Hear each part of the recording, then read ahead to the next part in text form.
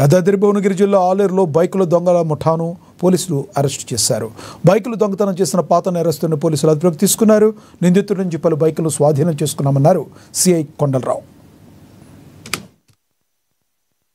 చూపిలేకపోయారు, number plate లేదని చెప్పారు. మేము త్వరగా ఎంక్వైరీ చేస్తే వాళ్ళు ఈ బండ్లని మేము దొంగతనం చేసామని మాకు తెలపడం జరిగింది. ఇమీడియట్ గా ఎస్ఐ గారు పంచులను పిలుచుకొని వాళ్ళ యొక్క కన్ఫెషన్ తయారు చేయడం జరిగింది.